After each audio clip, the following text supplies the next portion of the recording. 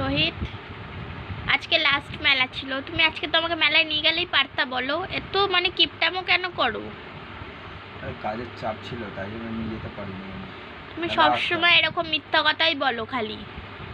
সেদিনকে না আমি কিছু কিনলাম, না ভালো মতন ঘুরতে পারলাম। বলো তাহলে কতটা খারাপ লাগে আমার। তুমি আমার এই ছোট ছোট আশাগুলো পূর্ণ করতে পারো না। কেমন বড় হয়েছো। কাজের কেউ আসেনি বলে, তাই জন্য আমার কাজেরটা একটু চাপ ছিল, আমাকে হাঁড়িটা কাটতে হচ্ছিল, তাই জন্য না আসতেও পারিনি। খাওয়ারও সময় পাইনি, দেখলা তো তুমি নিজে, আমি বাড়িতেও আসিনি। তাহলে তোমার কাছে কাজটাই আগে, বুঝলা না? না ঘুরতে নিয়ে যাও। আগের বছরেও তো পুজো ফুজো কোথাও ঘুরতে নিয়ে যাওনি। এবার কি করবা? তোমার এবারে কি প্ল্যান আছে বলো একটু। হ্যাঁ, দেখো আমাদের দেখে সবাই, মোটামুটি সবাই জানে, বুঝলে?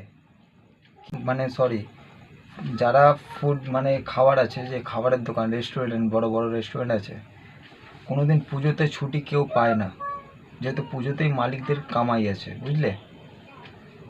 তাই জন্য আমাদের ছুটি দেয় না বলে ঘুরতে যায় না কোথাও। ছুটি যদি দিত তাহলে অবশ্যই ঘুরতে যেতাম। তোমাদের কিন্তু পয়সা দিই তো ঘুরতে, তোমরা ঘুরতে যাবে।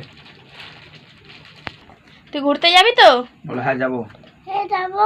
কোথায় যাবা? বলো মেলায়।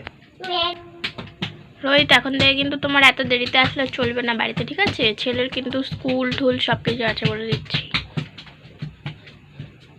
সব কাজ গুটিয়ে আসতে হয় না।